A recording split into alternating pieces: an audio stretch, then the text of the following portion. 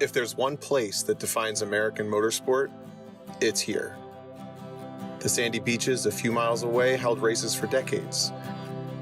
It's where NASCAR was born. They need a place to race, a super speedway so fast and so huge that the cars could run flat out all the way around. 1 million square yards of earth was moved to create the banking. The void left behind became Lake Lloyd. It built the foundation of NASCAR.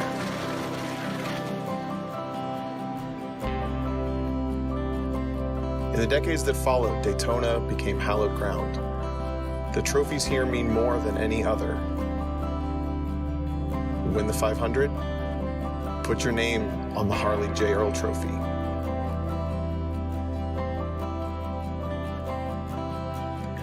Win the 24 hours and strap a Rolex on your wrist. The banks are not always kind. They're not always fair. And while Daytona wins bring a statistical highlight to any career, it's the losses that make it seem pointless. But for every untimely ending, there is a triumphant healing.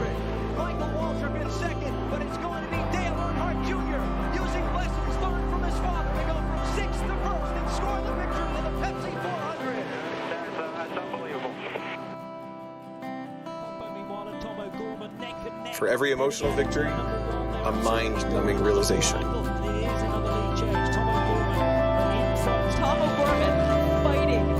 I won at Daytona. Won the last TCR race of last year, Road Atlanta, starting things off. The checkered flag waved for me. It is victory for Tom O'Gorman and the LA Honda World Team.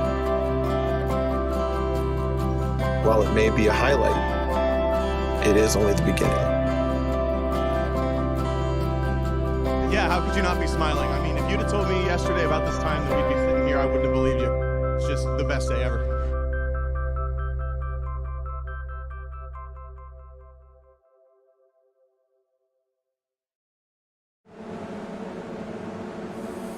In 1959, the track that bills itself as the World Center of Racing opened after years of racing on Daytona Beach itself. It was an immediate, huge hit with fans. The first international sports car race, the 3-hour Daytona Continental, a full round of the International Championship of Makes, was held in 1962 and was won by the legendary Dan Gurney. In 1966, the first 24-hour race was conducted. Tonight, though, it's all about sprint racing, as a swarm of Spec Miatas will no doubt put on a display of pack racing and drafting extraordinaire as the Full Send Sims Esports iRacing inaugural season continues, as round 2 of season 1 of Spec Miata takes to the ultra-high banks, horseshoes, tri-oval, and the fantastic bus stop, now called the Le Mans Chicane. Hi folks, I'm Greg Creamer, and welcome to Daytona.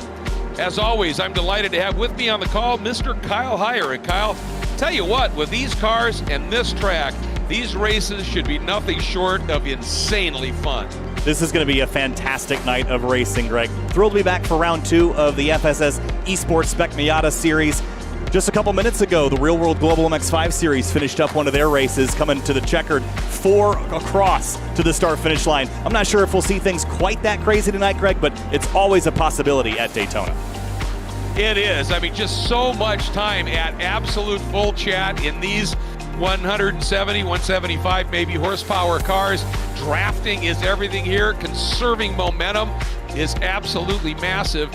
And the racing is just going to be absolutely superb. And I'll tell you what, it's interesting, great scheduling here by Court and the folks at Full Send Sims to have this one, this venue tonight as we are heading straight into the 24 Hours of Daytona weekend coming up here as well. And as always, we are joining here in the midst of qualifying. And you would think, Kyle, that the obvious thing on this track, bump drafting, helping out and all that, but it's not always going to be allowable, is it? Not in iRacing, at least not in the qualifying portion. Here in iRacing, there's a context called incident points. And essentially those rate the safety of a driver. If you make contact, if you spin, if you go off track, you'll collect incident points. One of those incidents is a light contact with a wall or another vehicle, including bump drafting. That will get you 0 incident points, but it will still register as an incident in the iRacing system. What that means in qualifying, you can't have any incidents of any kind on your qualifying lap, which means that bump drafting is essentially very difficult to do here in this qualifying. You can get really close to the bumper. You might be able to get a little bit of a push going, but any harder than just the slightest tap, you're going to invalidate your lap and have to try again. And obviously you want to be as far up toward the front as you possibly can here, so that you have to resist that urge. One of the things that we've been watching here before we actually started the show, down into that turn 1 with these cars, a plethora of different lines seem to be working for different drivers. Some of them really like to arc nice and wide, running off the outside of the track and angling back on.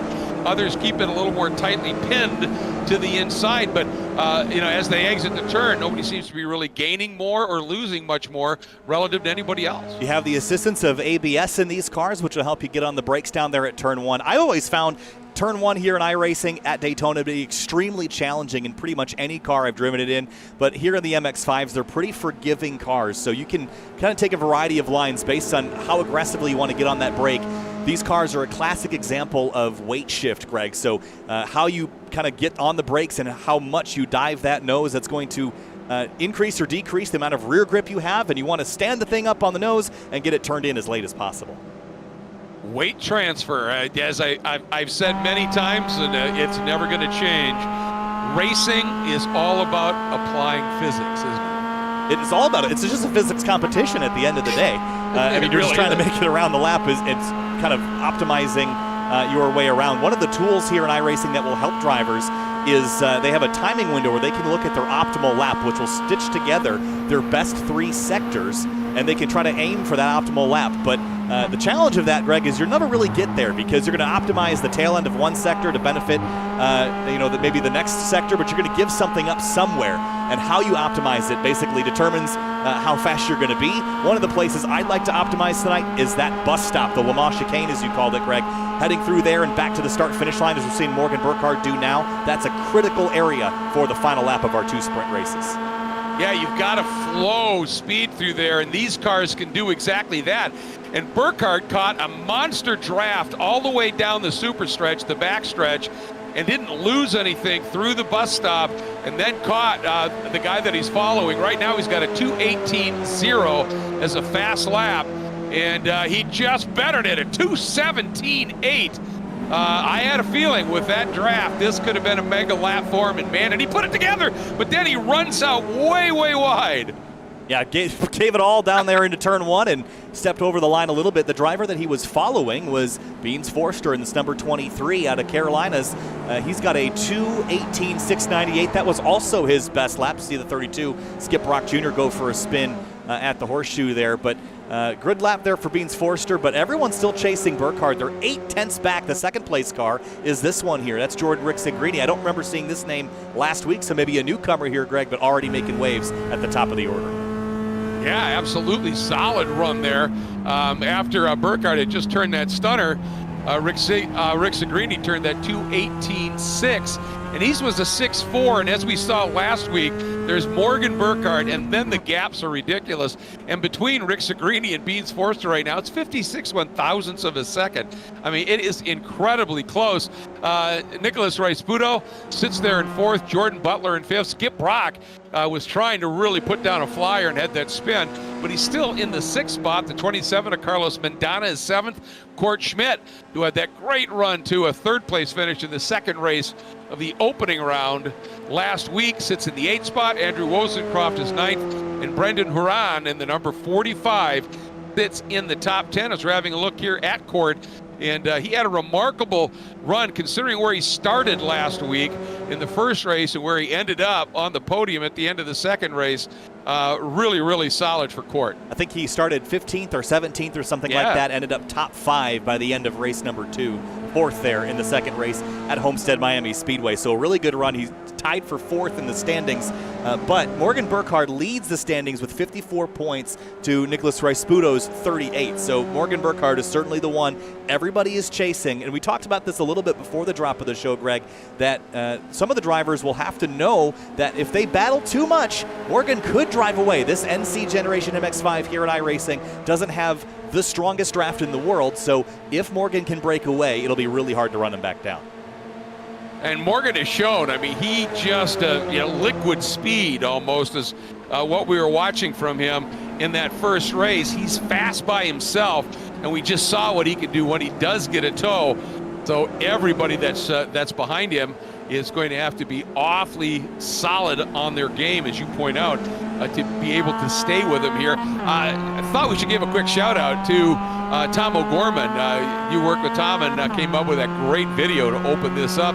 And Tomo, who of course pretty good gamer and a mighty fine driver in his own right on tracks, is going to be running, I understand, this weekend in Daytona. So good for him. Running with the Rockwell Autosport team. They're going to be running in an Audi TCR in tomorrow's Michelin Pilot Challenge 4-hour endurance race. So they'll be bringing up the rear of the driver lineup and bringing that car back to the checkers. It's its first pro race since Road Atlanta in 2019. So good for Tom to be back after taking victory in Grid Life Touring Cups Championship last season.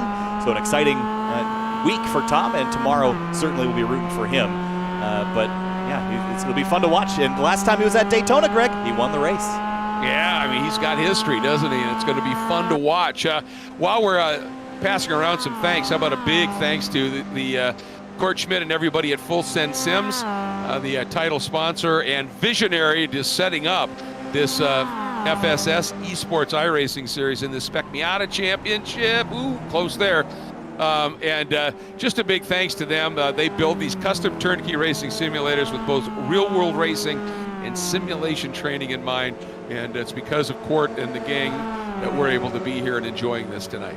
Yeah, big thanks to everybody that is making this possible. Last week was some really fun racing, Greg. I'm really excited to see what the banks will hold for us here, because you tend to get a little bit of pack racing. Even with this car that doesn't draft quite as efficiently as the newer generation MX-5, I think we're still going to see little groups of cars kind of working together, pushing and shoving. Should be fun to watch. Really, it's a race to the bus stop. This is one of those areas of racetracks that I say you have to race to, not race through. That's a great point, too, and especially as you're heading into the last few laps. I mean, most of the race is just stay in contact with that front group, right? That's the goal, because you're going to be coming back around. You don't want to be leading coming to the checkered flag. I know that. You're going to want to be second place coming out of turn number 4, the NASCAR turn 4 at least. And your entire plan is to set up this inner loop, this Le Mans chicane, and get this run on exit. So I think early in the race, you'll see drivers kind of lifting early, braking gently, and kind of slinging it through here. But come to the final lap, you're going to see drivers get extremely aggressive. The biggest challenge with this corner in particular is leaving. You see where that yellow curbing is, that second stage that's right next to the dirt and the grass. If you step over that bound, you will collect yourself a slowdown penalty, and that will ruin your race and drop you out of the draft. So you're saying when you get to the bus stop, you have to give it the full send? You certainly have to give it the full send. But if you send it too far, you're going to get yourself into trouble. And you see right here, everyone's trying really hard to sling the car back to the right. The momentum is going to take you further left just like that. And here we go. The number 14 is going to run out wide, and that will get you a slowdown and cause you to have to drop a whole bunch of spots. And the penalty, a lot of times, is a lot worse than the crime when it comes to cutting the chicane. Well, the checker flag is out, and it is Morgan Burkhardt that has put himself on top of the starting lineup here at Daytona International Speedway. Just a couple of quick stats here. The banking here at Daytona in the oval 1 and 2 and 3 and 4, 31 degrees. The tri-oval itself banked at 18 degrees. And the back straight, what they call the super stretch here, even has a slight banking of about 2 degrees. The infield, of course, is flat. And just in case you're curious about that lake in the middle, yeah, it's man-made and everything, but they have hosted powerboat racing on that track or on that that body of water before. So this is pretty much an all-purpose facility. Also want to give a quick shout-out to Frank Rodriguez and his company, 3P Logistics, for being a supporting and presenting sponsor of the events here. They do logistical support for you, your family, your race car. They take care of booking flights, rental cars, hotels, group gatherings while you're away from home. And also Rob Greenwood, who is the owner of Full Turn Motorsports, a full-service prep shop and trackside support, dyno tuning, and a Miata transmission builder, another of our presenting sponsors. So huge thanks to those folks as well.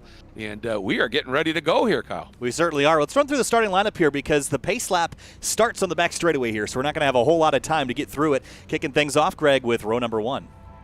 All right, on the pole, his third straight in only the third race of the season, Morgan Burkhardt in the number 40, joined by a new driver to this championship, and that is Jordan Ricciagrini, the number 108. Row number 2, it's Beans Forster in the number 23, trying to one-up his results from last week, and Nicholas Rice-Sputo, who is currently second in the points, trying to catch Morgan Burkhardt's number 40.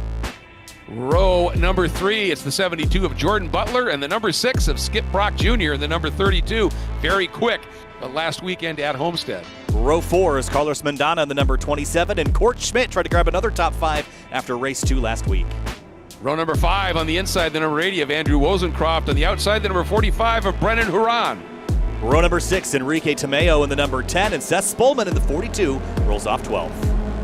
Row number 7 on the inside, number 4, Gianni Mauro, and in the number 13, Alfie Zidane.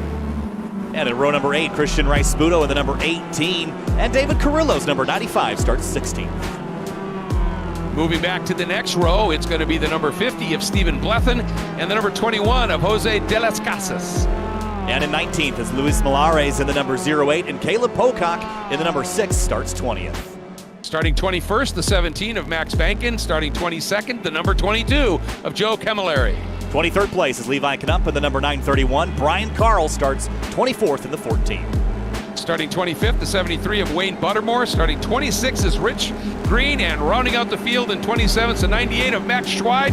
As we are coming up to the start here at Daytona, watch for that pace car to make a fairly abrupt move down onto that big apron. There it goes, and the green is flying, and we are racing. Burkhardt down to the inside, but is he going to, contact in the back. Couple of cars involved. Oh, it's the big one, Kyle. Oh, big mess at the start. Someone blew a motor on the upshifts, Greg, and it just meant pandemonium behind before they even got to turn 1. Cars everywhere. There must have been 6 to 8 cars involved in that by the time it was done. But we continue, and at least at this point, things slot in, and Burkhardt, that's why you want to qualify in those front couple of rows, isn't it? I think so, Greg. I wasn't really expecting that. It was one of the things I meant to touch on in qualifying was the chance for drivers to explode the transmissions and the motors here. There's the deltas here from the banking to the infield are so huge. You're using all the gears here except for 6th gear. So downshifting from 5th down to 2nd for turn 1 leaves a lot of opportunities to make mistakes in the shifting tonight. But Forster's all over Burkhardt here as they head back towards the big banking here at Daytona. Yeah, this is, sort of the same thing happened in the first race last Thursday at Homestead. And near the front, there was an incident on the opening lap, and it created a big gap. Same thing now. These top 2 have got themselves a pretty handy little lead back to the rest of the field. Yeah, right now it's about 1.5 seconds, which is just outside the drafting distance. So it depends on if Forster wants to do battle here with Burkhardt or if he's going to stay in line and work with Morgan and just make sure it's a 2-car race up front. Rice-Sputo and Butler have to recognize this and maybe work together with those behind them to keep that gap from growing, because it seems to 1.7 now on the back straightaway. Yeah, it looks like it was Mendana, Court Schmidt were certainly involved in that, Wozencroft as well. But as we watch this duel here, and Beans understands he has got to stay with Burkhardt, stay in that draft, and if they execute well, that gives them the opportunity to continue to ease away here from everybody else. A little bit of a slowdown penalty there for missing the exit of the bus stop. Ooh, somebody a little bit greedy has slid off to the inside, and see if they gathered up. Oh, and somebody else having it off as well. That's David Carrillo in the number 95 that had that secondary spin. We'll go back and look at the start in a little while here, but look at this bump drafting here for the top spot, and they were growing that gap, but Rice-Sputo and Butler got through the inner loop much, much better. They've cut a half a second out of that difference up to the lead 2. Here they come at this stage. Butler, Brock in that group as well. And here you can see those variety of lines. But you take that wide outside line like that, you can see that he came across and almost clipped Court. So you've got to be a little bit mindful of the arc you take through turn one. Certainly, and Brennan Herron took advantage of that, snuck by Court Schmidt on corner exit, and now gets by him in the Rick car, so he'll be moving forward as well up into 6th place after starting in 10th. In terms of the cars that were taken out in that collision, I count 1, 2, 3, 4, 5, 6, 7 cars on pit lane right now, Greg, so there's a whole lot of cars involved in that lap 1 collision. Yeah, it was the big one, as they say here at Daytona. But those that are continuing are, as we would expect, starting to put on some really solid racing here at this point with Burkhardt and Forster. And you're right, Rice Budo is really starting to close that up. He is trimming big chunks of time. And he's back in drafting distance now. Under a second is really when you start to feel the effects on the banking. So he'll be able to reel these front 2 in. Though this group behind, though, Jordan Butler and now Brennan Herron, they are battling very, very hard right now. Brennan's up another spot past Butler into 5th place. And he has done that pretty much on his own, hasn't he? I mean, it wasn't like he had somebody to draft with. He cleared Brock behind him. So this is just outright pace right now by him. And now he's got draft on Skip Brock Jr., so he'll be able to reel him in as well. Bit of a gap up to 3rd place Rice Budo, but there's Burkhardt through the Le Mans chicane now. Forster following in his tire tracks, and look at Rice Budo just carrying so much more speed through that critical section of racetrack. I think that's where this race is going to be won. Turn 1 infield, that's great. If you can nail the bus stop, you're going to be fast tonight. And it's interesting, you know, I've called a lot of races from Daytona here, and the faster cars, even the ones, and I'm talking prototypes and the like with big downforce, run more of an arc through the bus stop. And these little Miatas, they can just keep it pinched to the inside and really run through there very, very quick. As Christian Rice Budo putting a load of pressure right now on the number, or is that? Seth Spolman is in the 42. Spolman, yeah. And now, here comes the 22, a Camilleri to the inside. Now, one of the other things we have to talk about is the double yellow line, Greg. Fair game in the Trialva section, not NASCAR 1, 2, or 3, and 4. All right, and boy, I'll tell you, for Court, that exchange was a bit costly there, wasn't it? As he's dropped back about 3 spots at this stage, but now has an opportunity when some of the guys in front running a little bit wide, and he might be able to sneak right back up again. This is actually the 108 car. This is Jordan Rickson-Greedy. He's got a very similar looking livery. Yes, it does. Sorry about that. Schmidt's up in 7th right now, having a really good start to his night. Let's see, where did Court roll off? I think it was further back than 7th. He's gained 1 spot right now and has Butler in the crosshairs here. So Rickson-Greedy obviously caught up in that starting mess. Because he was right up in that on the front row, so he's got work to do. So yeah, sorry about that. Really starting his charge up through the pack. Let's take another look at it here. Yeah, this is coming to the start finish right here. Someone's going to blow the motor. It's that 4th car in line on the inside. Boom, there it goes. And then from there, just a big stack up that collects a whole bunch of cars. It's hard to even in the replay, it's hard to kind of make sense of all of it. Exactly. Oh, and a couple more caught in secondary collisions. Yeah, that was an absolute mess. But back to some really good racing at this stage as we are running through it. Lap 3 of an estimated 11 and about 18 and a half minutes or so left in this one. But look at this. We've got the top 3 right now covered by the proverbial blanket. And they have a nice handy little gap back to the 4th spot of about 3 seconds or so. So these 3 are dueling it out on their own. And they've got a fairly safe gap, but Brennan Herron and Skip Brock Jr., if they can get hooked up and really work well together, they're not going to catch them right now, but towards the end of the race, maybe those front 3 will start to race, Greg, because they'll feel safe out there on their own. They might start battling, thinking that they've got all the gap in the world, and then Herron, Brock, and Butler could close that gap up. And look at this. Here comes Rice Budo to the outside. Yep, as you were talking about it, he got a really good run. And you're right, he gets through the bus stop. Oh, maybe a little bump and go there. He gave it a try. Now he's going to try and come down the inside. He looks almost all the way inside. Had to dip the brake. You can see it, or he would have got right into the back of Burkhardt. Nice aggressive move, and also some nice defensive driving not to take out the leader.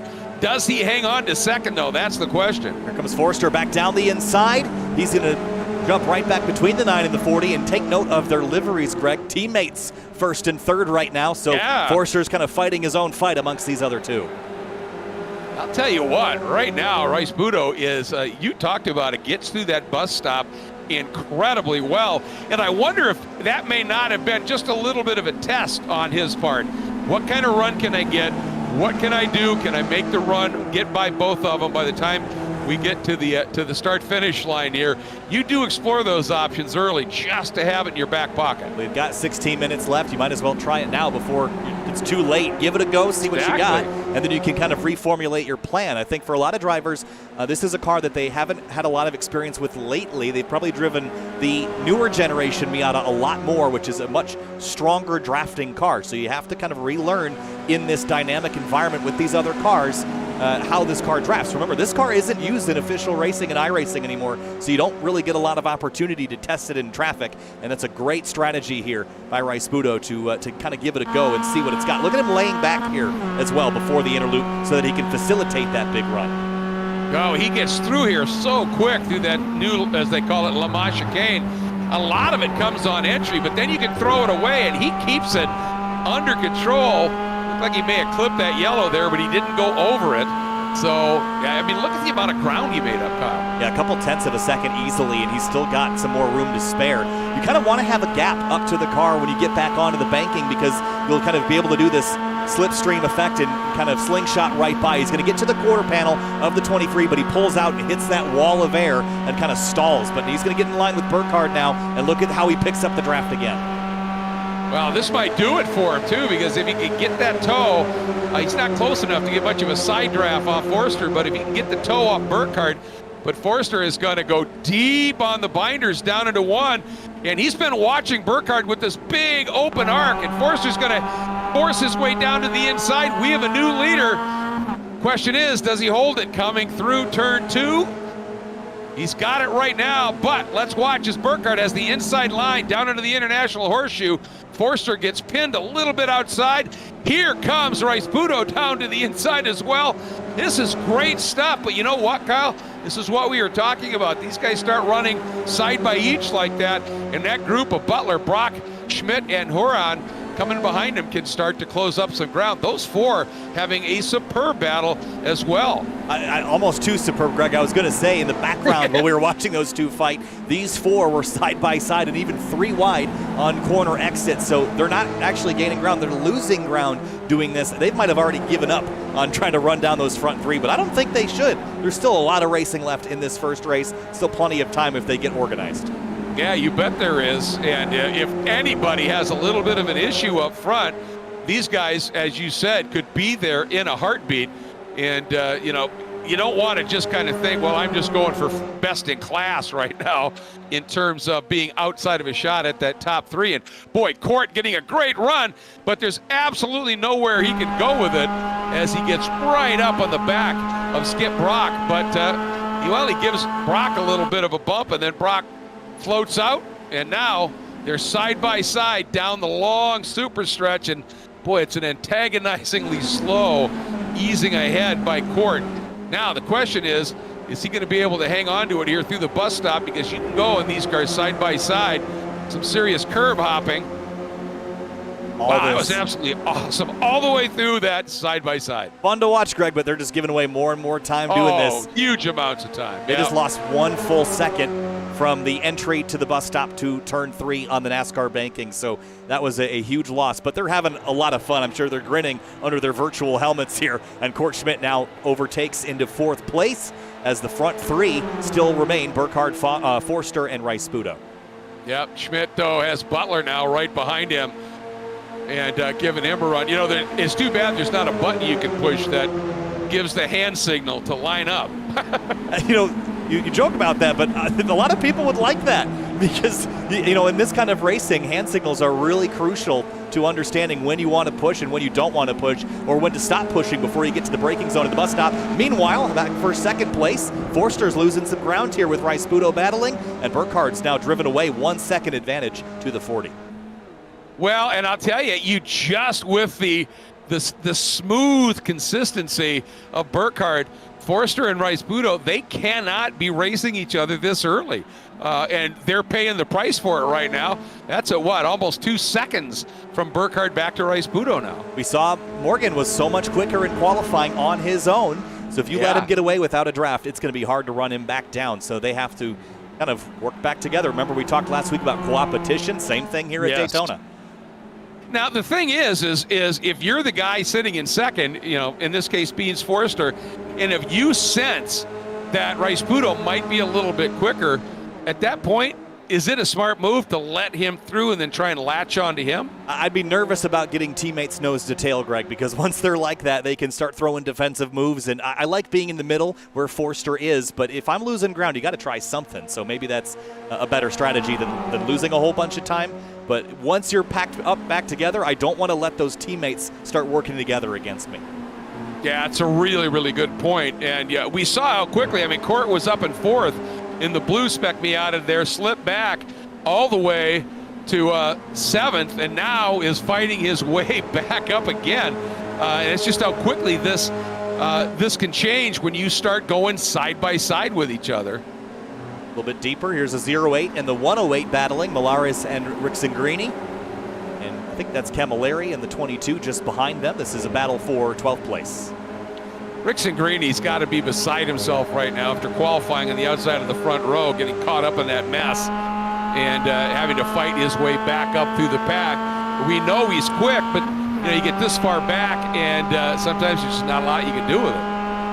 Yeah, frustrating for sure, but remember, race 2 kind of gives you a new lease on life, so we'll see how he can rebound. We saw a bunch of drivers do that last week. He back into turn 1 again for 4th place. Every lap, this has been fun to watch this battle into turn 1. Oh, and look at that move. I think that was Brendan Huron who did that wide in, square up out, and that demoted Court once again. And now we're starting to get into some traffic as well, and that can play havoc with your plans, that's for sure. Trying to see what car that is. That's Stephen Blethen in the number 50. Is down 25th, yeah. Down a lap, and again, I think he was one of the drivers involved in that lap 1 collision. But we have all of the drivers except for 1 back on the racetrack after that lap 1 collision. So Max Bankin, the only driver that's out, and I'm going to guess that's because he was the driver. No, that actually wasn't the car that blew the motor. What was that? Yeah, that's... I don't even know. It was Carlos Mendana, I believe, in this car. I think you're right, yep. So he must have been able to get that repaired. And sits in the 22nd spot after all of that. So at least he's getting some laps in, and as you said, an opportunity to try and do a little bit better in race number 2, which is coming up in just about 10 minutes or so.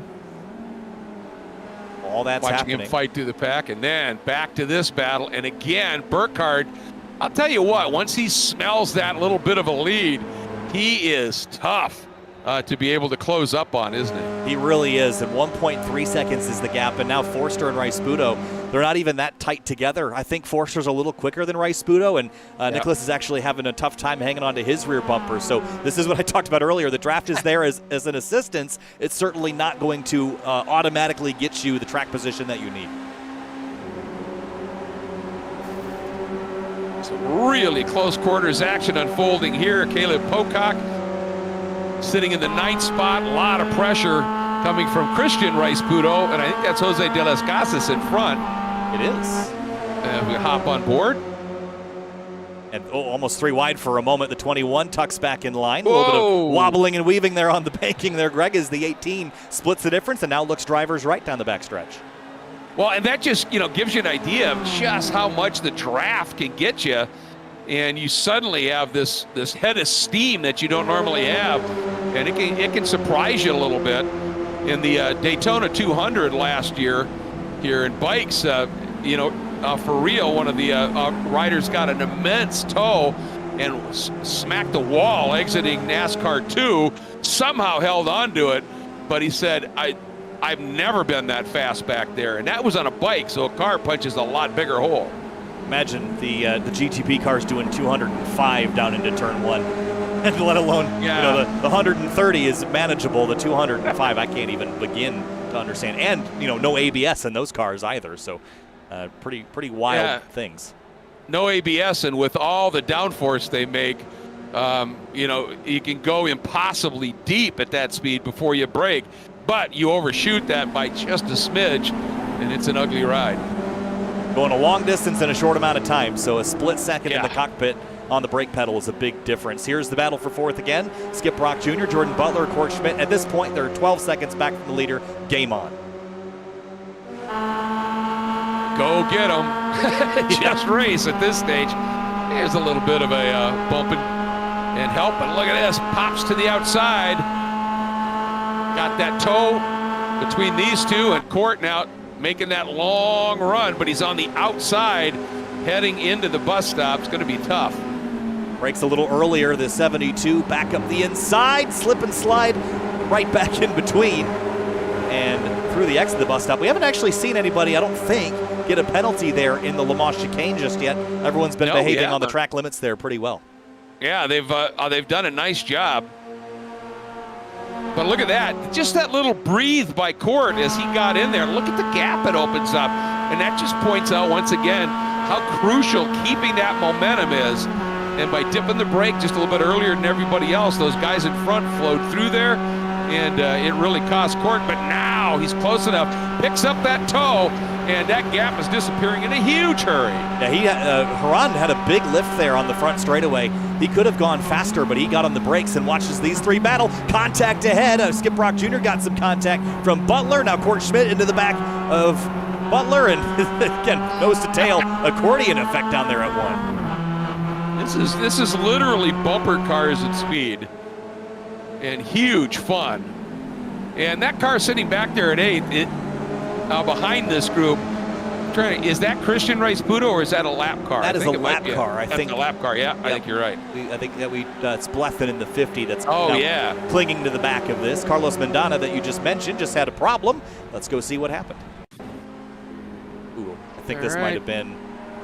Let's ride on board and listen, because I think, again, this might have been transmission related. Watch the rev lights there. Oh, second gear there, Greg, on the dash. Oh, yeah. That'll do it. Nice job saving it in terms of a wreck, but yeah. If the second will do it. Yeah.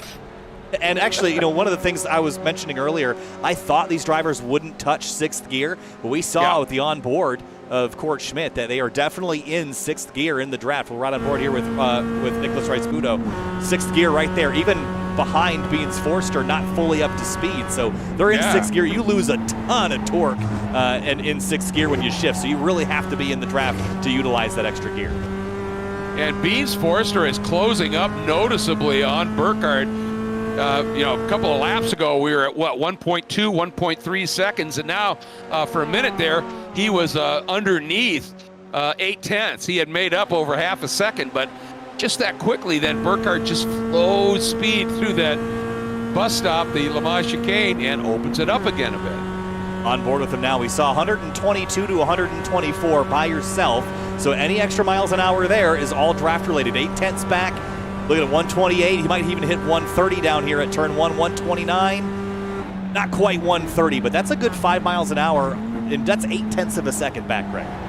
Yeah, that's huge. If you're a little closer, that's going to be exaggerated a little bit, and we are now under 4 minutes to go in this first of 2 races here on our doubleheader format for this inaugural season of Spec Miata in the Full Send Sims Esports iRacing series.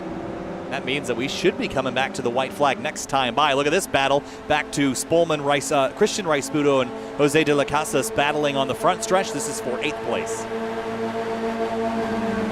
Side by side.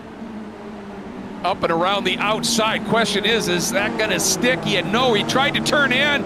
Almost tapped the car, had to hit the brake, and that cost him dearly. And just behind, Molaris and Pocock battling. They might smell some blood in the water there with the slow 08.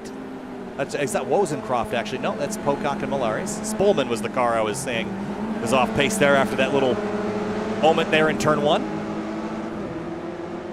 Gathering it up again, however.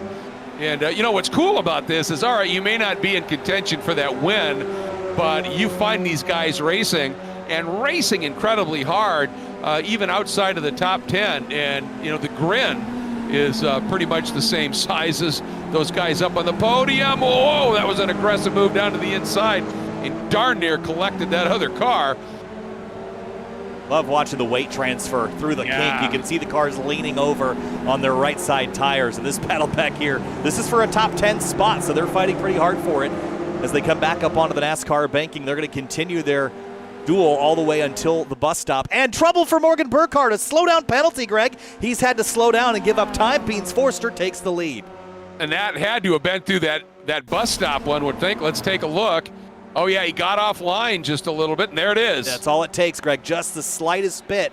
We talked about it right before the show, kind of where that line is, and I'm trying to find right there. That is beyond the track limits, and that will collect you a penalty, and Burkhardt has served it, but now he's in second place as we come to the white flag lap. Well, now Beans Forster is feeling the pressure of the runaway points leader after the opening 2 races on his 6th through turn 1. Now this quick right-left juke.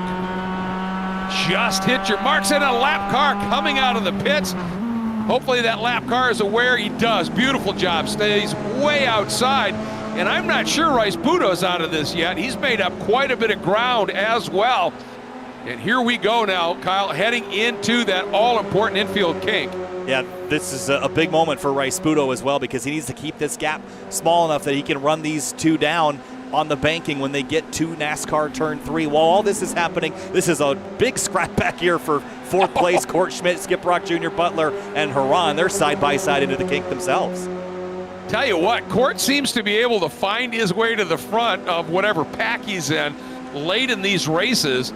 Remember, he was back in 7th and 8th not long ago. Now he finds himself in 4th. By no means is it a comfortable 4th, that's for sure, but he's there.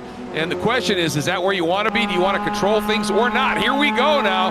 And looking back from Forster at Burkhardt. Burkhardt coming up. Boom, there's the little tap. Letting him know he's there. Now trying to float to the outside. This It's is when, that little bit of a run. This is going to be fascinating down into the Le Mans chicane. This is the chess match, Greg. What moves do you make? What is this going to cost you later? Side by side into the Le Mans chicane for the final time.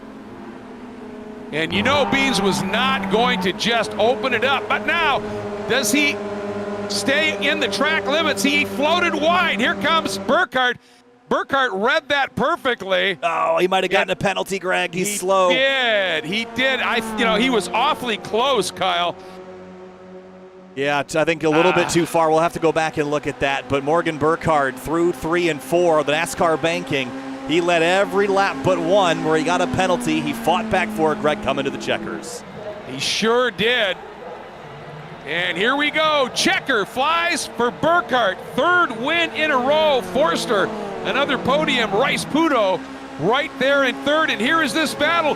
Can Court Schmidt fend off in the number 32? Skip Brock. Brock running low on that tri-oval section. You can do that. It is a drag race. Who gets it? Officially, Schmidt by nothing. And it was 18 one-thousandths of a second, Kyle. And 24 thousandths for the group behind them, Haran and Butler. That was phenomenal stuff coming to the checkers, Greg. That's what we expect out of Daytona. Wow, that was incredible. And you go back up to that battle at the front.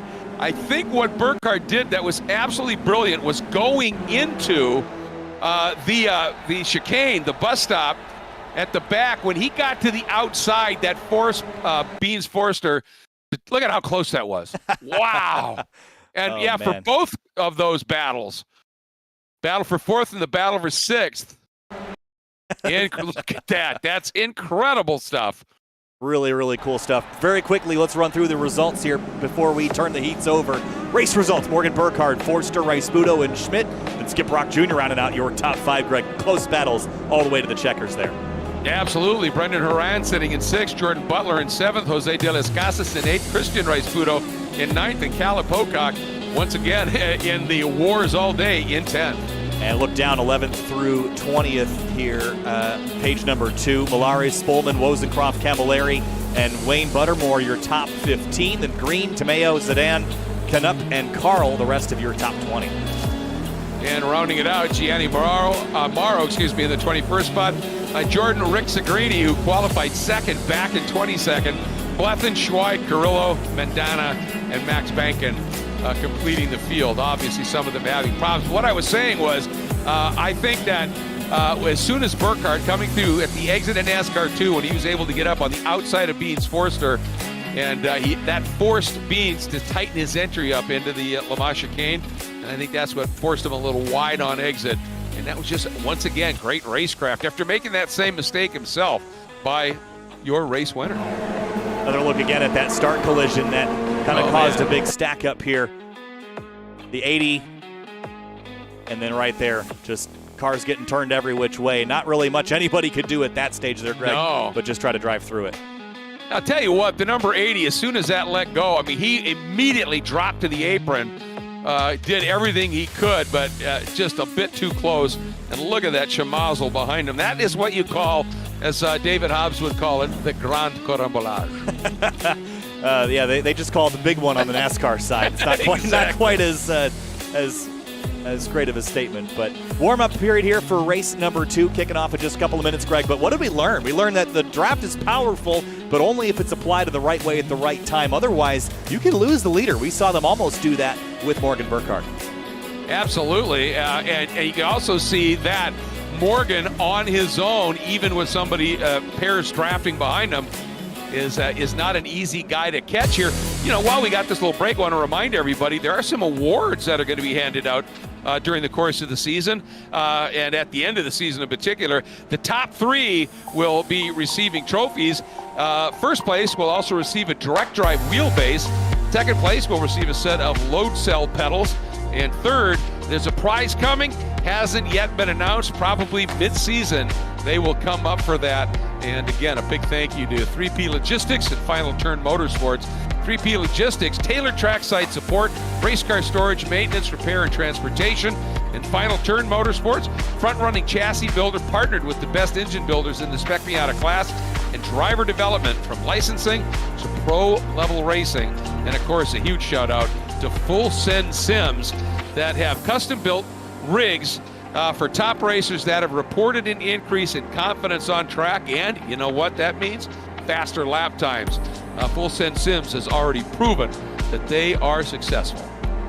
Really neat stuff, especially some of those prizes on the line. I want to talk a little bit about the sim racing hardware, Greg, because for those that aren't familiar with what some of that stuff means, that's some high-end stuff there. I just managed to build myself my first sim rig after being in the hobby for about 5 years as a broadcaster primarily. But when it comes to the sim racing gear, direct drive, that's basically an industrial servo motor that is set up to give very smooth, accurate, and strong force feedback. So in the early days of sim racing, your force feedback, when you feel the forces through the wheel of the simulator, it would be done with a gear-driven system or a belt-driven system. These direct drives are just big old servos that give you incredibly direct, quick, and accurate feedback. There really are something spectacular. And then the load cell pedals, of course, simulating hydraulic brake pedals with all sorts of combinations of springs and things. And of course, that load cell, so that you're not necessarily looking for travel in the brake pedal, it's looking for force, so you can be a lot more consistent. Really cool stuff. Absolutely it is. And I'll tell you what, Denny Stain at the Sebring Hoosier Super Tour race a few weeks back, I was down there spending some time with Court, and Denny told me that exactly what you're talking about, that direct drive wheelbase, that system that Court uses in the Full Send Sims, he said it really helped Denny, even after all these years of racing, understand that if something happens, get your hands off that wheel. When you may have some contact with the wall. He said it really keeps that fresh in your mind. And during that weekend, Denny went from 24th after a problem in the first race, went from 24th to 4th in the second race. So it's a man who knows what he's talking about. So some pretty high compliments coming from some awfully good talent about these Full Send Sims. There's a huge range of sim racing hardware out there, and all of it is better than none of it. But of course, there is certainly different levels of stuff you can get into. You can roll with some straightforward gear that you can clamp to your desk and get into the hobby, and then you really want to dive into the deep end, you can build a motion rig and have hydraulics and pneumatics and all these things knocking you around. And really, the sky is the limit when it comes to that stuff. But Full Send Sims got you covered in all those different areas, no matter what your price point is. I actually would have liked a nice turnkey system because it took me a week and a half, Greg, and I tore apart my living room 5 different ways. It's a piece of furniture, this thing. So you really have to kind of redesign your apartment to get it to fit just right. Oh, I would think so, having seen them. But, if you're smart and you're a racing freak, you just make it the centerpiece, right? Right. Pretty simple of your entire experience. One thing I did want to say about this FSS Esports Spec Miata series and the entire Esports iRacing series from FSS, which also has some 2-class racing we'll be looking at later on. If you're interested, folks that are watching maybe today on YouTube, and you're going, God, I'd like to do this, but I've never done it. I don't want to get out there and either embarrass myself or create problems. The FSS e-racing league does driver schools on occasion, so you can sign up and you can get one-on-one driver instruction sessions and also driver schools as well. So don't let maybe being a little unfamiliar with it spook you. Just check into that, because that's a great opportunity. I think we're getting ready for the start of race 2. Certainly are. Everyone's getting set on the grid, and it's interesting that you mentioned the coaching side of things, Greg. I know there's a handful of drivers, Kenton Cook is one of them, that loves using iRacing or simulators in general as a way to study their on-track craft. Motec works with iRacing, so you can actually go back and look at your data in the same program that you would for your in real life track days or racing scenarios. So you can directly compare data, which Kenton and others have used to great efficacy. So really interesting. Other programs work with it as well, but you enable the telemetry option in iRacing, and you can look at spring rates and all the fun stuff, the telemetry from the car, from the racetrack, and get some really detailed information. Starting grid is the same way that we finished. It is on the left-hand side of your screen, Greg, as we roll towards the NASCAR banking at NASCAR Turn 3, but we're going again for race number 2. We'll talk to our winners after this, but we'll probably see some more of the same, hopefully this time with a more successful race start. I certainly hope so, and I love how realistic iRacing is in the background. A plane taxiing at Daytona International Airport just on the outside of the backstretch as the field making their way up into NASCAR 3 and 4 following the pace car, as we are getting ready to go once again for the second race of the double headers that we have here. And there is your front row, and Beans has got to be thinking to himself, what does a guy got to do? Well, he's going to have to stay tucked up with Morgan Burkhardt. We know that. It's just how long can he hang on for? And will the teammates paired up on the inside lane have something to say about this? Court Schmidt on the outside of row 2, right behind Forster, and a hungry field of drivers ready to go racing here at Daytona.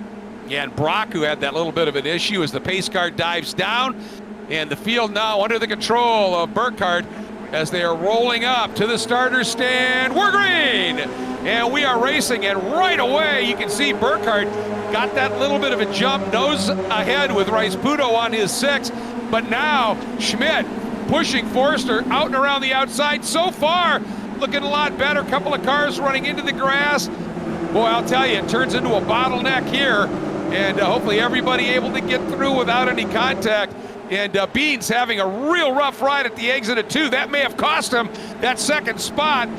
And look at Court. Whoa. He got in way too hot, got down to the inside, and there's a big pileup behind. Yeah, that was, I think, a mistake there on somebody's part, and it just slid off the racetrack, and big issues down there. And Forster and Butler both taken out in that. Let's have a look before things get too spicy up front onto the banking. What happened here at turn 3? Give me a moment. We'll go back and look at it again. Just slightly different angle here, heading down into the horseshoe. Oh, the 32 came over on Court Schmidt. That's what happened there. And that was it. And then he tapped Beans, and then a number of cars involved. And then behind them, there was actually a very hard hit. A couple of cars getting airborne after all of that happened. And for Court Schmidt, he was having himself an huge incident. Turn 6, where you lead out of that west horseshoe, that chute between 5 and 6.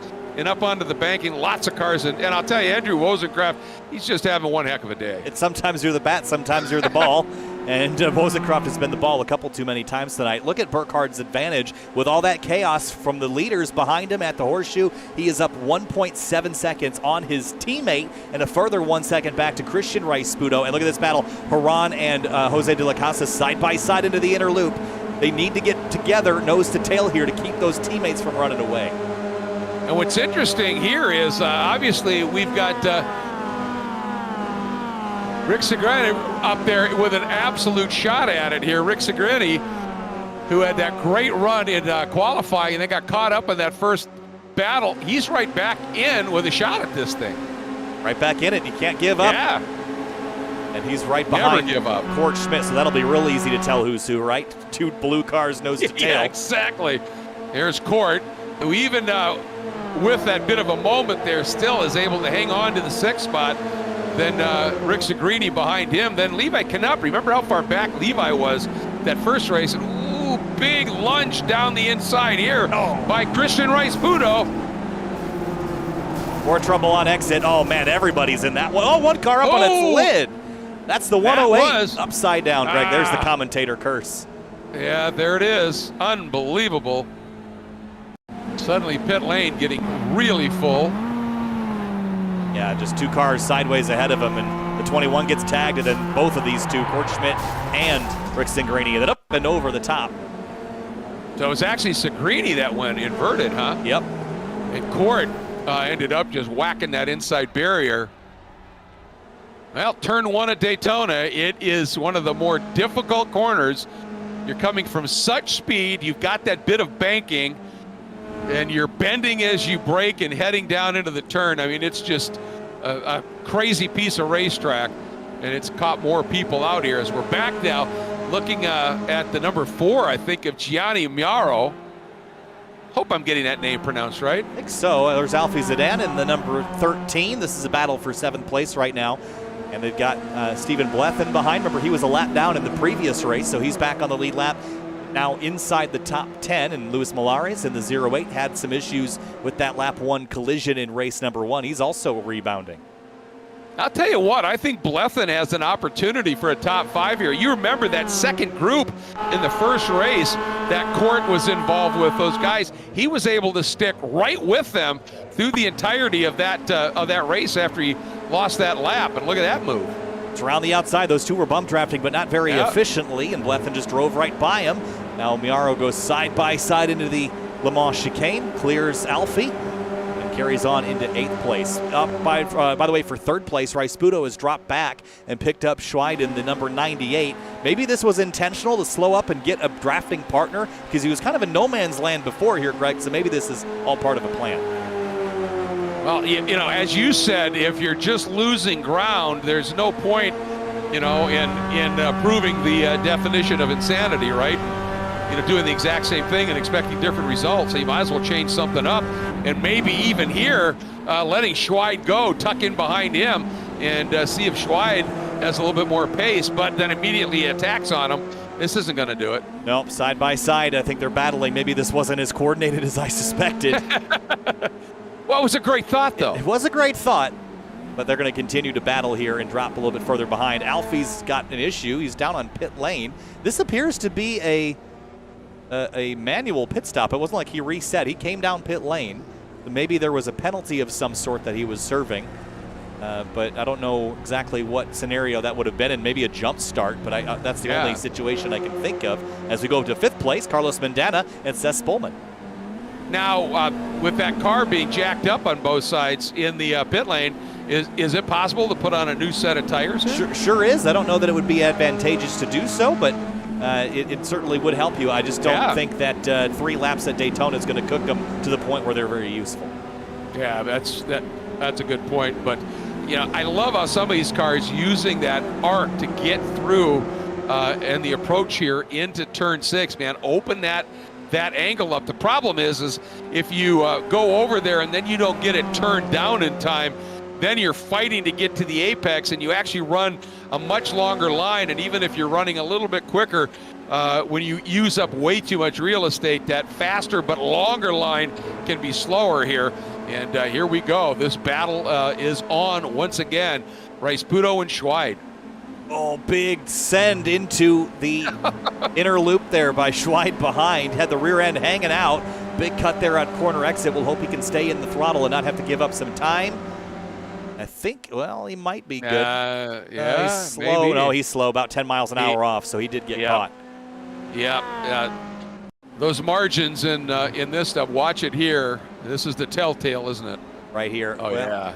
Right there. That'll get you half a car over the exit.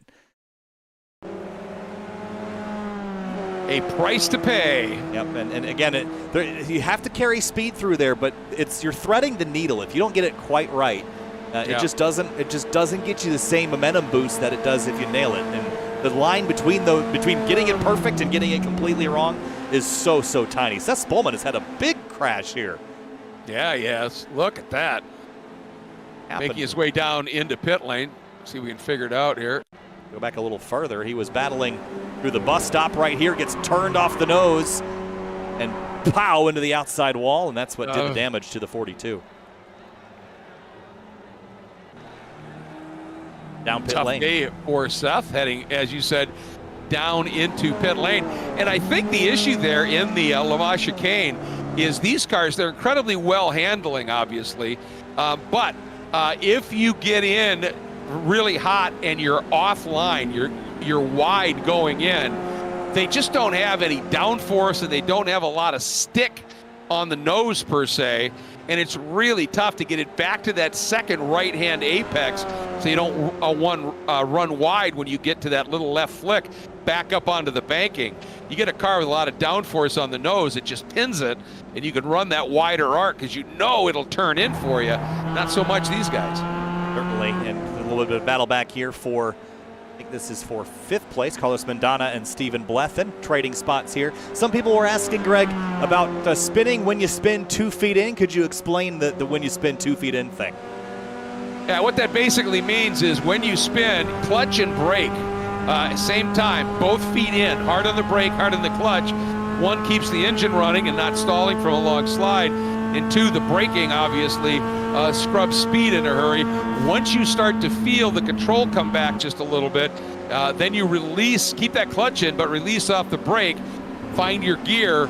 And another way to think about it is the old Skip Barber driving instruction thing, CPR, correct, pause, recover. And the C part of that, the correct, is that 2 feet in comes first, and you correct, then you pause and let the car settle. You figure out, okay, what's it going to do? Then you do the recovery bit, selecting a gear, and getting going again. But that 2 feet in is to scrub speed and keep the engine running. Battle for 3rd place again, the 18 and the 98 trading spots. And I have some first-hand experience with the when you spin 2 feet in thing. My only experience driving a manual transmission car before I drove one on track was in iRacing with this car in particular. And I learned that when you spin 2 feet in thing over some time. And then, of course, one day I happened to spin a first-generation Miata leaving the pit lane at Gingerman Raceway in semi-wet conditions, I will say, on some old tires. But still, the car dynoed a week later at 82 horsepower, so I guess silly me. But without even thinking about it, my feet went in, got the clutch and got the brake, didn't kill the car, and got back rolling, and didn't even do a full spin. So that was something I learned directly from the sim. So when you're talking about things that apply from the sim to the real world, the muscle memory of especially transmission-related things, that is 100% applicable. Oh, sim training is incredibly accurate these days, and as you said, very applicable. You just don't get quite that seat of the pants feel, but all of the other stuff and that muscle memory training is invaluable, and that's why you see a lot of guys, that come through sim programs, step into cars, and especially the old Nissan Academy and the like, step into cars and immediately be quick. The question is with those guys is you kind of got to wait till they have that first big off-track moment or even a bit of a hit. If they're going to still be in it here. And these guys, what a battle they're putting on. And we talked about how we thought Blethen could be right up with a shot at a top 5. Well, he's 5th. He's in top 5 right now. These guys, yeah. 9 seconds back from this pedal, but the way they're fighting, they could take each other out. They're bump drafting, Greg, but I've been watching the speeds of Schweid and Rice-Budo, and they're bump drafting so aggressively that they're having to lift Even the front driver has to bail out of the throttle and not spin the car, and the rear driver is having to bail out of the throttle and not wreck the front car. So they're not drafting very efficiently, and because of that, they're losing time. There is a little bit of nuance to that strategy, and it's just not quite meshing with these two. Well, yeah, absolutely. And as the guy behind doing the bump, you have to be able to read it, and you can't just be drafting that guy into the bus stop, for instance, because two things happen. One, he's got to slow down, and you're going to whack him, and you're going to kill your speed as well. Whoa, what a move down to the inside. Did he make that stick? He may have. That was a thing of beauty. Oh, what a pass. Drove it down there, got on the brakes, and slid right by the 18, but Rice-Buto's back, looking to the inside. Defensive line there, a touch. And now braking for Schweid on the defensive line. The long way around for the 18. Can he cross him over? He can't, and that's simply because Schweid did a brilliant job there of placing his car right at the apex and exit of the International Horseshoe, right where Rice-Buto might have been planning on going here. So now let's see what happens. Rice-Buto, earlier turn in into the infield kink. Doesn't seem to hurt him on exit here. Oh, big lunge up the inside, Greg. Yep, he was trying to return the favor, and he knew that the preferred line for that West Horseshoe is that wide entry, but you can't always do that when you got somebody right behind you, because they can, plug that gap just a little bit. Now let's see, does Rice-Buto, using that outside line, get a little bit better run up and onto the banking here? Looks pretty even to me. Even so far as they climb up onto the 27-degree banking. Accelerate up through the gears again.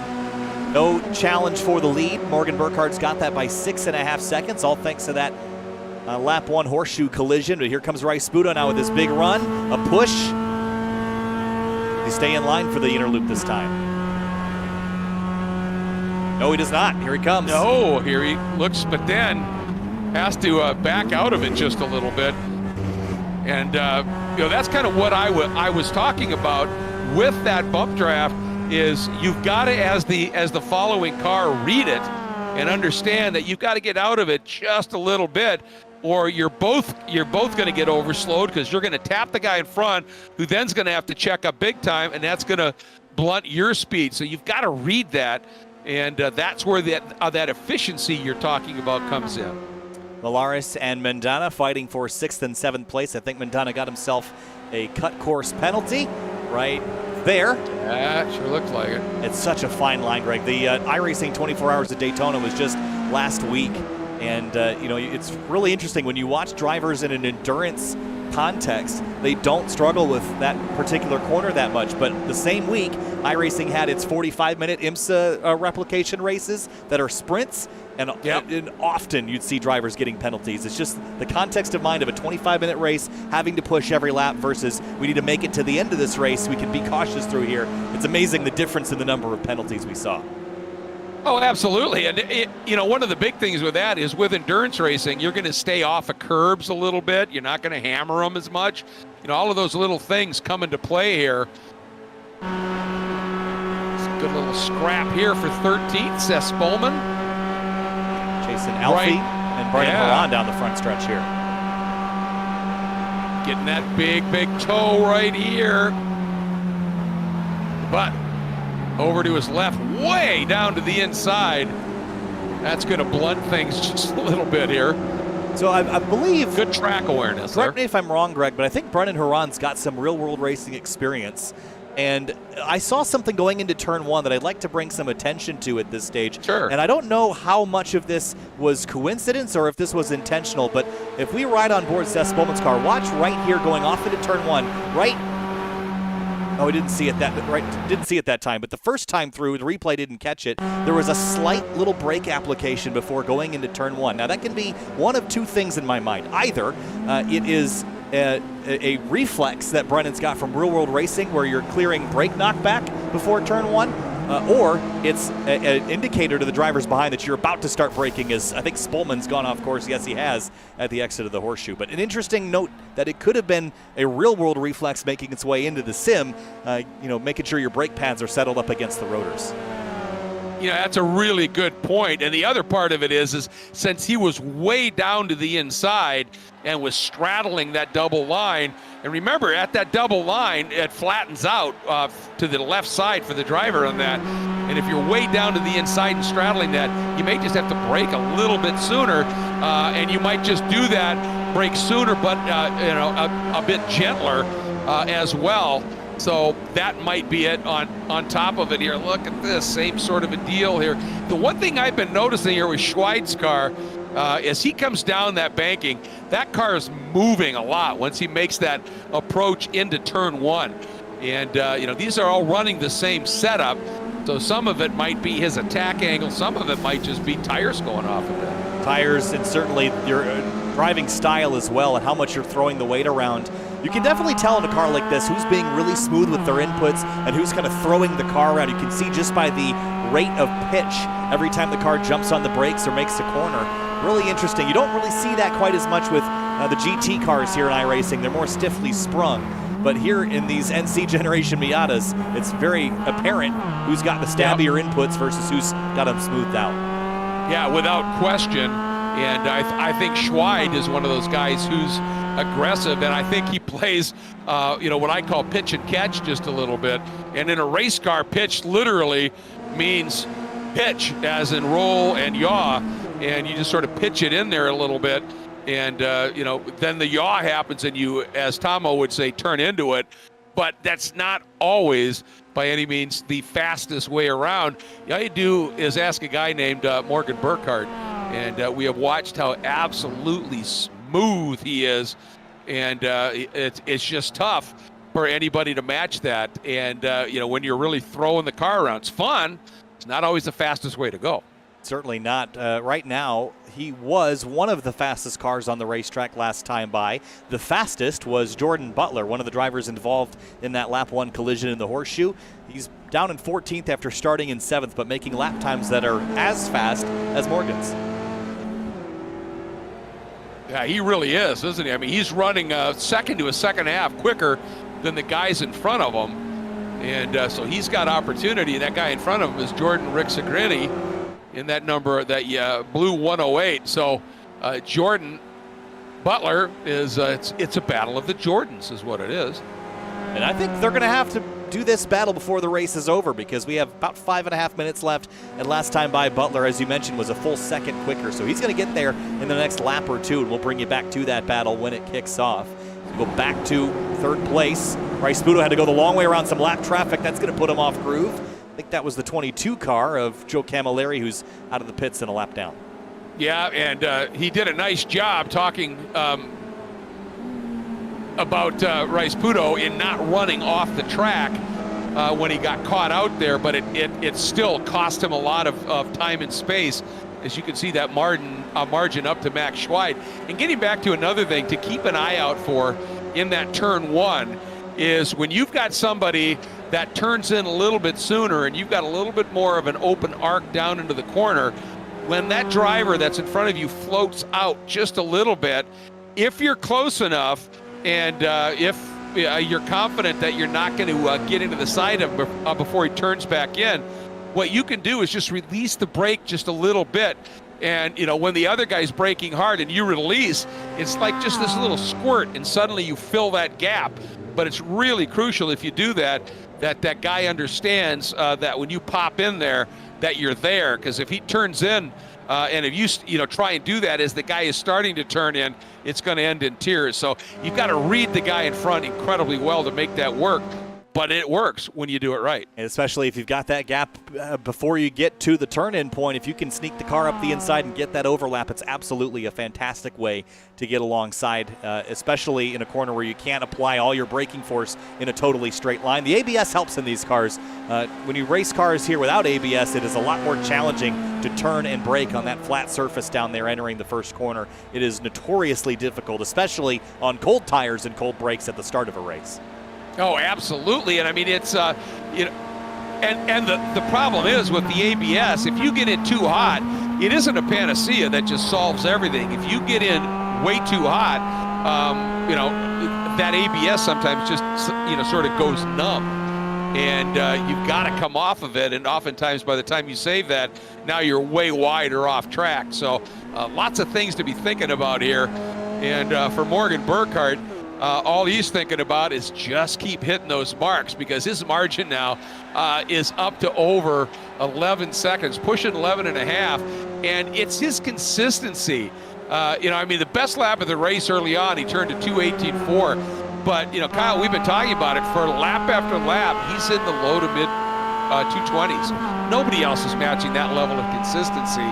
As we take a look back here, there's some close quarters racing. Beans Forster up in the back of Court Schmidt. These two would normally be running a lot farther up the front, had those issues, obviously. And they're just having a good scrap right now between themselves. They are indeed. This is for 17th place, just trying to recover any positions they can. A little awkward down into the Le Mans chicane here, but they've got a couple cars up the road. The next car up is 2.2 seconds up. I think it's that white car, that's the 10 of Enrique Tamayo, so they might be able to catch him working together. They're only going to have one lap left to do it, though, because Morgan Burkhardt is coming around next time by to take the white flag. All right, they're going to get 2 laps then, as Morgan is behind them, not too far back. So they'll get 2 laps to decide if they can grab Enrique and move up maybe to 16th and 17th rather than 17th and 18th. I'll tell you, the one thing we continue to see out of Beans is just how effective he is through that bus stop. He just flows so much speed through there. We saw in the first race, actually a little bit quicker through there perhaps even than Burkhardt. So Beans Forster, it's just a shame. Oh, and there you can see Court runs a little wide, and Beans may have done exactly what I was talking about. He saw Court starting to float out, and I think he just released the pressure a little bit, and that car just squirted up underneath Court and was able to sneak through. So thank you, Beans. Appreciate that. And here's Tamayo now playing defense, 16th place. They're not going to catch Levi, who's 16 seconds north of this spot, but this is a position on the line for Forster and for Schmidt. And it didn't take a long to run down. Enrique did it here. And, you never give up because, should there be a little problem for Knupp or Rick Segrini or Butler, and suddenly you might be in the top 15. And, it's not the top 5, but it's better than 16. So if you're a real racer, you just keep on passing cars. Plus, it's just pure fun, isn't it? It is fun, and they're going to do this on the banking, but you'll notice at the start-finish line, the white flag is waving. Burkhardt has already taken it. He's in the infield section as we go back to this. A couple good battles. Here's Butler and Rick Segrini battling nose to tail into the bus stop chicane, and Forster and Tamayo behind them up on the banking as well. Having a really good one, and let's not forget that battle between Schweid and Rice-Puto for that last podium spot. Not a lot between those guys either, so there it is. Some really, really good stuff unfolding. And behind them, Blethyn, as we talked about, has made his way up into 5th, but he doesn't have a lot of room back to Luis Milares and Carlos Mendana either, so some great stuff here. Yeah, a couple different battles to follow around the track. This is the one for 13th, Butler and Jordan Rick-Segrini. They're coming to their white flag lap this time through. Rick-Segrini catching that toe, going to swing out to the outside here. Right now, this would be for that 13th spot, as you pointed out, side by each. And Rick Segrini just didn't quite have enough from that toe to be able to just pop it and get clean around the outside, and as a result, it had tucked back in. But man, how close do you like it? That's just some great stuff. Super close here for 13th place. We're going to get a chance to follow this one all the way back to the checkers, but Morgan Burkhardt is through that Le Mans chicane clean, coming through 3 and 4, Greg. This one was a little easier for Burkhardt than the last, with the front runners having an issue on the opening lap, but he has executed time after time, 4 times in a row. Yep, domination in this one. 4 wins from 4 poles as he comes to the line and the checker flag flies. Morgan Burkhardt is putting his stamp on this race. Now, he just is driving these incredibly smooth lines. Here's that final podium position. Rice-Puto giving it his all the entire race, but Schweid, after we saw Christian have that one moment where he ran wide due to that traffic, he just could not get back up to Max Schweid, and Schweid looks like he's going to hang on for that final spot on the podium. But look at this close quarters action. You mentioned the 931 maybe having issues. Well, he did, and this is a battle for 15th place now. The 931's got it. Forster trying to go the long way around at turn 6. Oh, incredibly close stuff. Can he get it? He's in the right spot, Forster is. He gets through that Le Mans chicane incredibly well, catching a little side draft here as he comes up on the 931 of Levi Knupp. Love the graphics on Levi's car. Throwback to the that amazing livery, the camel livery.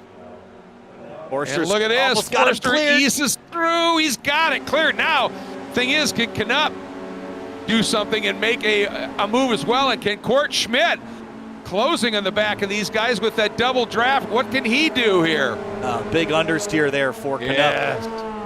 It might leave him vulnerable here. Court Schmidt's a long way back, but closed to 10th just on exit there. It's a long run back to the stripe. I don't know if he'll have quite a big enough run, Greg, but he's going to give it a shot. He is going to give it a shot, no question. Steve Blethen, by the way, did hang on to that 5th spot, so great run for him. And here we go, coming up to the line, and it is in that final spot on the top 15 is Forster and Camp.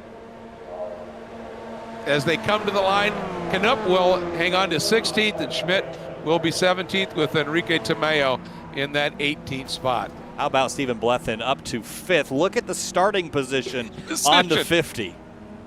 Yeah, I mean, when those guys had that little bit of a get-together over in the International Horseshoe, did a beautiful job of evasive, was able to come up, gain a lot of spots. And we had seen it in that first race, that second group of 4 that was 4th, 5th, 6th, and 7th.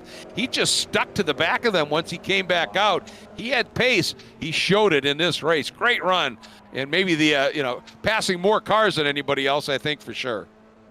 Let's have a look at our race results before we talk to a couple of our front runners here, Greg. Top of the board, though, it is Morgan Burkhardt, as has been in every race so far this season. Some have come easier than others. Race 1 was a challenge. Race 2, it all happened in the mirror. Yeah, he put on a clinic in this one, no question. Nicholas Rice-Puto doing a nice job trying to hang in there. Was kind of a distant second, but about the same margin back to Max Schweid in 3rd. And he and Rice-Puto had a fabulous race for at least half of that one. Really entertaining stuff. Look at Blethen. We mentioned the top 5, Luis Molares. Carlos Mendana having good results after Carlos especially had a tough time at Homestead Miami Speedway last week. Max Bankin in 8th, Rich Green and Andrew Wozencroft rebounding from that collision to finish in 10th. And then here's a look at 11th through 20th. Brennan Haran, probably another driver that coulda, shoulda, woulda had a better run tonight. Finishes in P11. Alfie Zidane, Jordan Butler, and of course Jordan Rick-Singrini. All those drivers that were running up towards the front, Beans Forster too, ended up having issues, but drove back to a top 15. Yeah, absolutely. And I mean, Court Schmidt in there as well. And then Enrique Tamayo in the 18th spot, 19th to 73 of Buttermore, and rounding out the top 20, Joe Camilleri. And 21st through 27th, the tail end of the field, Seth Spolman. Some issues in race 2. Caleb Pocock, we didn't cover this, but he had it out as well. Skip Rock Jr. crashed. Gianni Morrow, Brian Carl, Jose de la Casas, and David Carrillo also had either mechanical or crash-induced damages, Greg.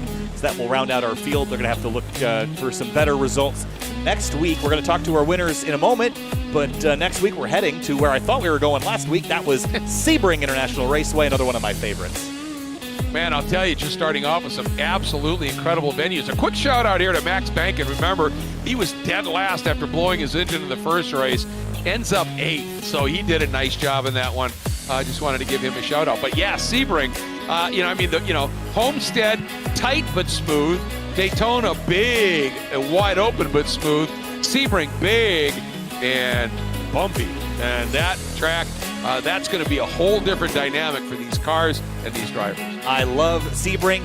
Hashtag respect the bumps. It'll be a lot of fun in a very soft car like the MX-5. We've got a couple of our drivers waiting to chat. One of them is Nicholas Rice-Puto, who came home in 2nd place in race number 2, but never really got a fair shot in race 2 to run down Morgan Burkhardt. But some good battles in race 1. Nick, take us through what you saw at the windshield tonight. Oh man, it was just a whole bunch of driving around alone the last race, but it was fun. Yeah, Nicholas, in that first race, I mean, you were right in the hunt, obviously. Were you able to learn anything from those guys up front in that one? And, when you were running with Beans and watching your teammate Burkhardt out there, does that give you an opportunity to pick things up?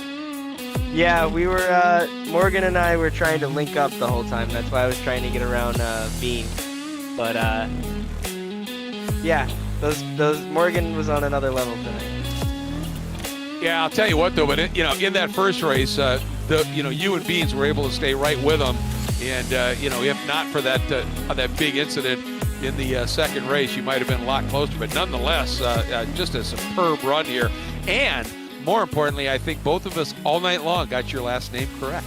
All right, and I don't know if you saw my little brother. This is his first league race ever. He got 4th. Yeah, you bet. We were watching his battle with Max Schweid, and it was phenomenal. And it was traffic that got Christian just outside of the opportunity and cost him a little bit, but he was on the hunt for a podium as well. Maybe one of these races we'll have both Rice Putos right up there. that'd be fun.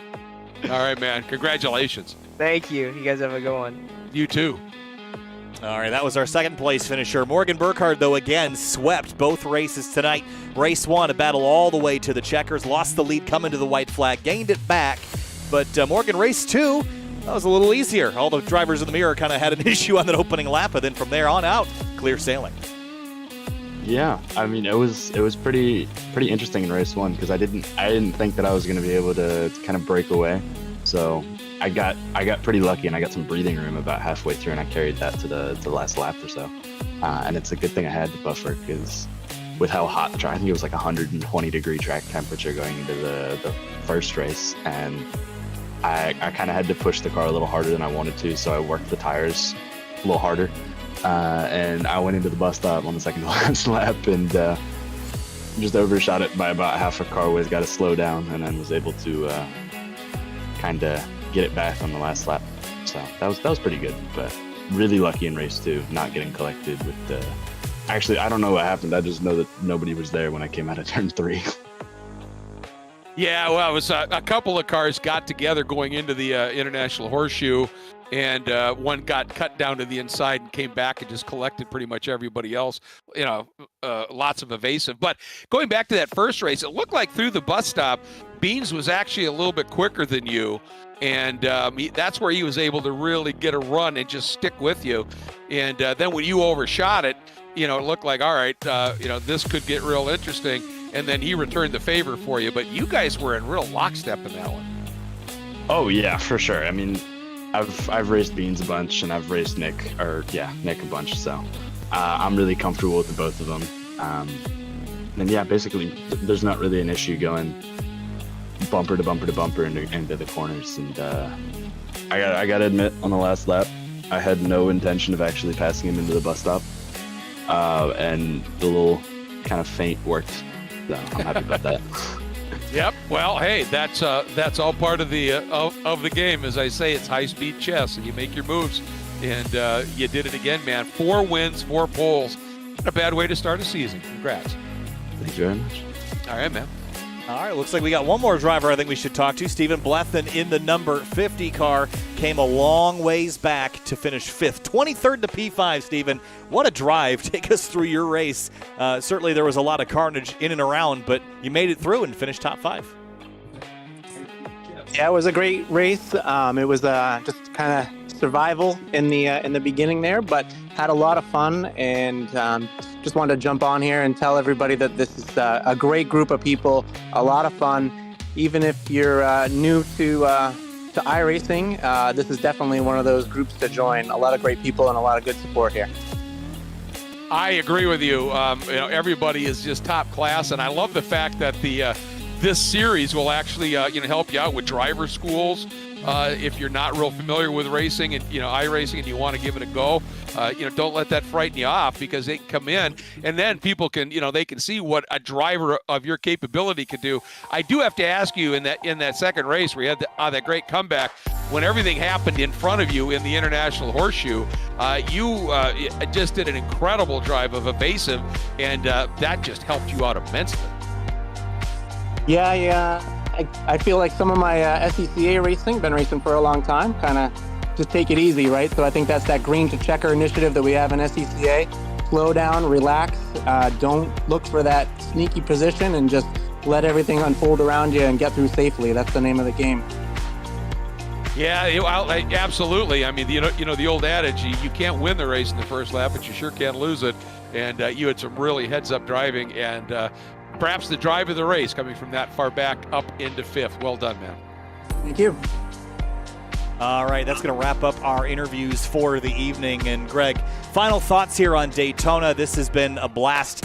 Fun racetrack, but I'm going to be honest, I don't know that this Daytona with this particular car is the best suited racetrack. I'm really excited for where we're going next week. Sebring, and then look at this, Barber, Road Atlanta, VIR, Lime Rock, and Watkins Glen. They took all the best racetracks in North America and packed them into one season. I think some of these, the more technical tracks, are going to be really well suited to this kind of competition. Oh, I think so too, and we'll see. Won't we? I mean, Morgan on two really, billiard table smooth tracks, able to get it done. And now we go to the bumpiest track in the world, probably, at least for a paved venue, and that's a whole different dynamic. And just the different sequences of corners, 17-1 with the bumps. There's so many tricky spots at Sebring that it's going to be fun to see how everybody plays out on it. And for the rest of the season, it's just a spectacular schedule. Every one of them offers up something special. It really does. Barber after that, Road Atlanta, VIR, Lime Rock, and of course Watkins Glen, as I mentioned.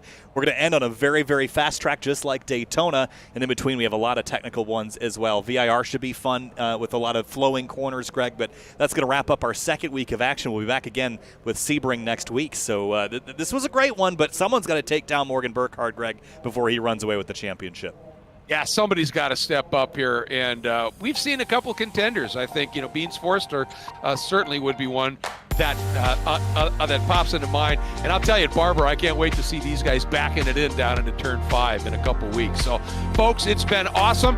Thank you so much for joining us once again for this second round of the first season of potentially 3 here for Spec Miata in 2023, all part of the Full Send Sims Esports iRacing Series. Big thanks to Full Send Sims, to 3P Logistics, and to Final Turn Motorsports, and a huge thanks to my buddy Kyle Heyer for joining me and making this call so exciting. Thanks so much, folks. We'll see you next Thursday from Sebring International Raceway. Have fun.